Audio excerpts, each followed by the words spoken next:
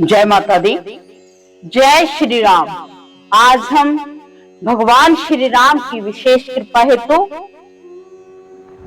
श्री रामचरितमानस का जो पाठ चल रहा है उसमें हम लंका कांड का श्रवण कर रहे हैं। तो आज हम भगवान श्री राम की महिमा को सुनते हैं, उनका आनंद मानते हैं। तो चलो श्रवण करें श्री रामचरितमानस के लंका कांड के पाठ को। राम पदार बिंद सिर नायो, आए सुषैन कहा नाम गिरि औषधि, जाहू पवन सुत लेन। सुषैन ने आकर श्री राम जी के चरण बिंदों में सिर नवाया। उसने पर्वत और औषध का नाम बताया और कहा कि हे पवन पुत्र, औषधि लेने जाओ। श्री राम जी के चरण कमलों को हृदय में रखकर पवन पुत्र हनुमान जी अपना बल बखान कर उन्होंने कहा कि मैं अभी लिए आता हूँ। ऐसा कहकर वो चल दिए। उधर एक गुप्तचर ने रावण को इस रहस्य की खबर दी। तब रावण काल नेमी के घर आया। रावण ने उसको सारा मर्म बताया। काल नेमी ने सुना और बार बार सिर पीटा। उसने कहा कि तुम्हारे देखते देखते ही जिसने नगर को जला डाला है उसका मार्ग कौन रोक सकता है। श्री रघुनाथ जी का भजन करके तुम अपना कल्याण करो। हे नाथ, झूठी बकवाद छोड़ दो। नेत्रों को आनंद देने वाले नील कमल के समान सुंदर श्याम शरीर को अपने हृदय में रखो। मैं तू भेदभाव ममता रूपी मूर्ता को त्याग दो। महामोह रूपी रात्रि में सो रहे हो, सो जाग उठो। जो काल रूपी सर्प का भी भक्षक है, कहीं स्वप्न में भी वह रण में जीता जा सकता है। उसकी ये बातें सुनकर रावण बहुत क्रोधित हुआ। तब काल नेमी ने मन में विचार किया कि इसके हाथ से मरने की अपेक्षा श्री राम जी के दूत के हाथ से ही मरूं तो अच्छा है। यह दुष्ट तो पाप समूह में रत है। वह मन ही मन ऐसे कहकर चला और उसने मार्ग में माया रची। तालाब, मंदिर, सुंदर बाग बनाया। हनुमान जी ने सुंदर आश्रम देखकर सोचा कि मुनि से पूछकर जल पी लूं, जिससे थकावट दूर हो जाए। राक्षस वहां कपट का वेश बनाए विराजमान था। वह मूर्ख अपनी माया से मायापति के दूत को मोहित करना चाहता था। मारुति ने उसके पास जाकर मस्तक नवाया। वह श्री राम जी के गुणों की कथा कहने लगा। वह बोला कि रावण और राम में महान युद्ध हो रहा है। राम जी जीतेंगे, इसमें संदेह नहीं है। हे भाई, मैं यहाँ रहता हूँ, सब देख रहा हूँ। मुझे ज्ञान दृष्टि का बहुत बड़ा बल है। हनुमान जी ने उससे जल मांगा तो उसने कमंडलू दे दिया। हनुमान जी ने कहा कि थोड़े जल से मैं तृप्त नहीं होने का। तब वह बोला कि तालाब में स्नान करके तुरंत लौट जाओ। मैं तुम्हें दीक्षा दूं जिससे तुम ज्ञान प्राप्त करो। तालाब में प्रवेश करते ही एक मगरी ने अकलाकर उसी समय हनुमान जी का पैर पकड़ लिया। हनुमान जी ने उसे मार डाला। तब वह दिव्य देह धारण करके विमान पर चढ़कर आकाश को चली। उसने कहा कि हे वानर, मैं तुम्हारे दर्शनों से पाप रहित हो गई। हे तात, श्रेष्ठ मुनि का शाप मिट गया। हे कपि, यह मुनि नहीं है, घोर निशाचर है। मेरा वचन सत्य मानो। ऐसा कहकर ज्यों ही वह अप्सरा गई त्यों ही हनुमान जी निशाचर के पास गए।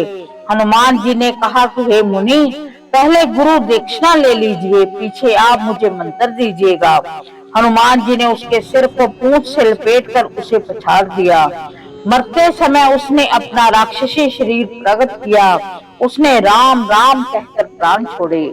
यह सुनकर हनुमान जी मन में हर्षित होकर चले। उन्होंने पर्वत को देखा पर औषध न पहचान सके। तब हनुमान जी ने एकदम से पर्वत को ही उखाड़ लिया। पर्वत लेकर हनुमान जी रात ही में आकाश मार्ग से दौड़ चले और अयोध्यापुरी के ऊपर पहुंच गए। भरत जी ने आकाश में अत्यंत विशाल स्वरूप देखा। तब मन में ये अनुमान किया कि ये कोई राक्षस है। उन्होंने कान तक धनुष को खींचकर बिना फल का एक बाण मारा। बाण लगते ही हनुमान जी राम राम रघुपति का उच्चारण करते हुए मूर्छित होकर पृथ्वी पर गिर पड़े। प्रिय वचन राम नाम सुनकर भरत जी उठकर दौड़े और बड़ी उतावली से हनुमान जी के पास आए।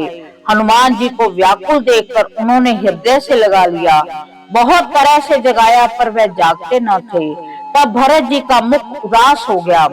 वे मन में बड़े दुखी हुए और नेत्रों में आंसुओं का जल भरकर ये वचन बोले, जिस विधाता ने मुझे श्री राम से विमुख किया, उसी ने फिर यह भयानक दुख भी दिया। यदि मन वचन और शरीर से श्री राम जी के चरण कमलों में मेरा निष्कपट प्रेम हो और यदि श्री रघुनाथ जी मुझ पर प्रसन्न हो तो यह वानर थकावट और पीड़ा से रहित हो जाए।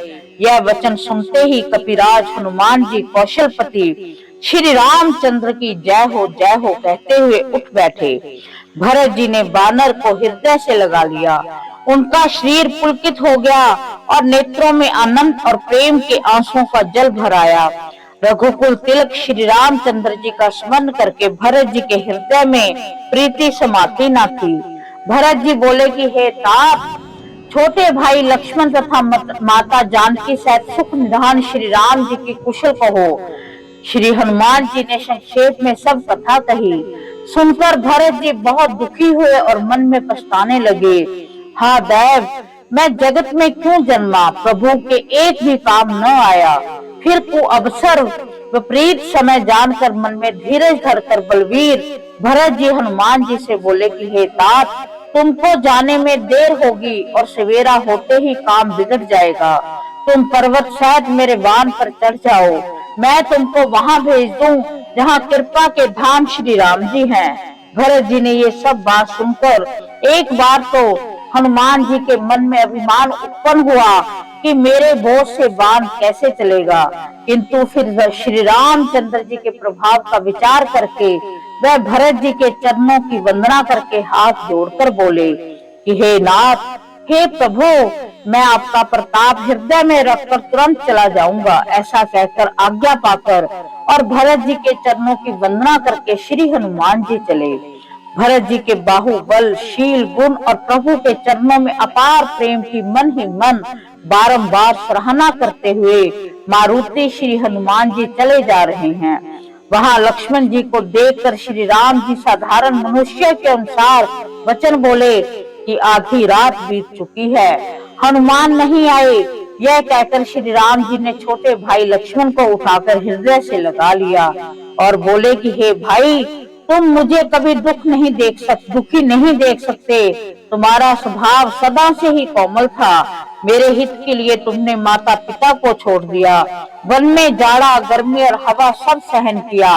हे भाई, वह प्रेम अब कहाँ है? मेरे व्याकुलता पूर्ण वचन सुनकर उठते क्यों नहीं? यदि मैं जानता कि वन में भाई का विछोह होगा तो मैं पिता का वचन उसे भी ना मानता। पुत्र, धन, स्त्री, घर और परिवार, ये जगत बार बार होते और जाते हैं, परंतु जगत में सहोदर भाई बार बार नहीं मिलता। हृदय में ऐसा विचार कर हे तात जागो। जैसे पंख बिना पक्षी, मणि बिना सर्प और सूंड बिना श्रेष्ठ हाथी अत्यंत दीन हो जाते हैं। हे भाई, यदि कहीं जड़ दैव मुझे जीवित रखे तो तुम्हारे बिना मेरा जीवन भी ऐसा ही होगा। स्त्री के लिए प्यारे भाई को खोकर मैं कौन सा मुंह लेकर अवध जाऊंगा। मैं जगत में बदनामी भले ही सह सकता हूँ, लेकिन स्त्री की हानि से इस हानि को देखते हुए कोई विशेष क्षति नहीं थी। अब तो हे पुत्र, मेरा निष्ठुर और कठोर हृदय यह अपयश और तुम्हारा शोक दोनों ही सहन करेगा। हे तात, तुम अपनी माता के एक ही पुत्र और उसके प्राणधार हो। सब प्रकार से सुख देने वाला और परम हितकारी जानकर उन्होंने तुम्हें हाथ पकड़कर मुझे सौंपा था। मैं अब जाकर उन्हें क्या उत्तर दूंगा? हे भाई, तुम उठकर मुझे सिखाते क्यों नहीं? सोच से छुड़ाने वाला श्री राम जी बहुत प्रकार से सोच रहे हैं। उनके कमल की पंखुड़ी के समान नेत्रों से जल बह रहा है। भगवान शिव कहते हैं कि हे उमा, श्री रघुनाथ जी एक अद्वितीय और अखंड हैं। भक्तों पर कृपा करने वाले भगवान ने मनुष्य की दशा दिखलाई है। प्रभु के प्रलाप को कौन कानों से सुनकर वानरों के समूह व्याकुल हो गए। इतने में ही हनुमान जी आ गए, जैसे करुणा रस में वीर रस आ गया हो। श्री राम जी हर्षित होकर हनुमान जी से को गले लगाकर मिले। प्रभु परम सुजान और अत्यंत ही कृतज्ञ हैं। तब वैद्य ने तुरंत उपाय बताया।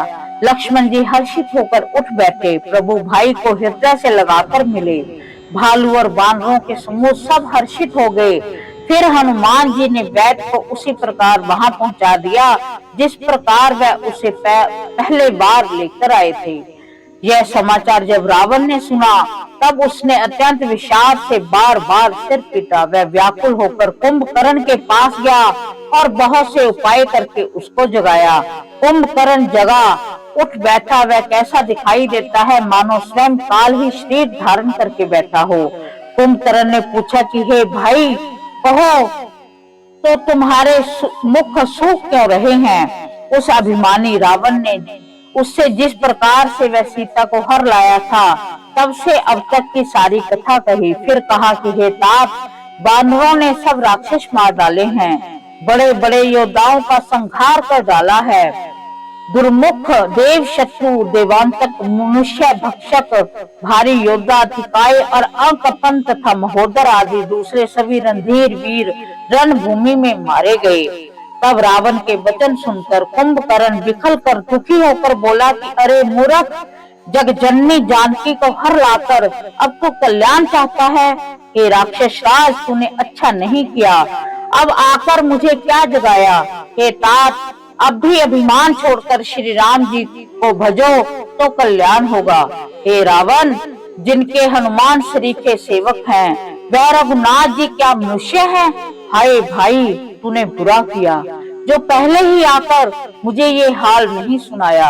हे स्वामी, तुमने उस परम देवता का विरोध किया जिसके शिव ब्रह्मा देवता सेवक हैं। नारद मुनि ने मुझे जो ज्ञान में कहा था, वह मैं तुझसे कहता हूँ, पर अब तो समय जाता रहा। हे भाई, अब तो अंक बार भरकर मुझसे मिल ले, मैं जाकर अपने नेत्र सफल करूं।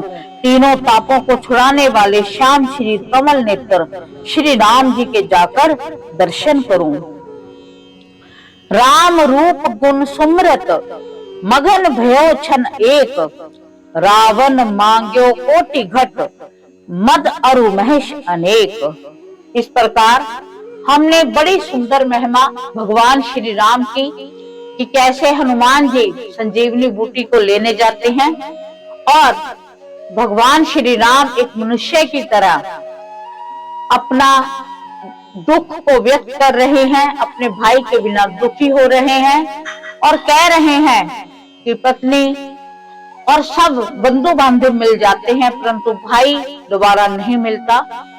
और इसके साथ रावण को जब पता चलता है कि वो हनुमान जी संजीवनी बूटी ले आए हैं, वो तो पर्वत के सहत ही आ गए हैं, तब वो डरा हुआ सहमा हुआ कुंभकर्ण को उठाता है जो उसका भाई है, और कुंभकर्ण भी उसे लानत देता है कि तूने जग जननी जानकी को चुराकर अपनी मौत को बुलावा दिया है।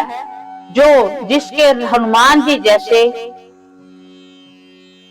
कहते हैं कि जिनके हनुमान जी जैसों का साथ है, सेवक हैं, उनके साथ तो विरोध करता है। तो अब मैं भी अपने जो नयन है उनको उनके आगे श्री राम जी को सामने शरीर को देखकर अपने नयन को पुलकित करूंगा, पर मैं तेरा भाई हूँ, तेरे लिए लड़ूंगा जरूर और उनके हाथों से मरकर अपना जीवन सफल करूंगा। तो भगवान श्री राम की विशेष महिमा है। भगवान श्री राम का जिन्होंने नाम लिया है वो भव से तर गए हैं, और हनुमान जी ऐसे सेवक हैं उनके जो हर कार्य में सफलता देते हैं। तो हम भगवान श्री राम से, वीर हनुमान से प्रार्थना करते हैं कि हमने जो पाठ किया है उस पाठ का हमें फल दो, हमारे ऊपर अपनी विशेष कृपा करो। अगर इस पाठ में हमसे कोई गलती हो गई है उसे वो क्षमा करे। इसी के साथ जय माता दी, जय वीर हनुमान, जय श्री राम।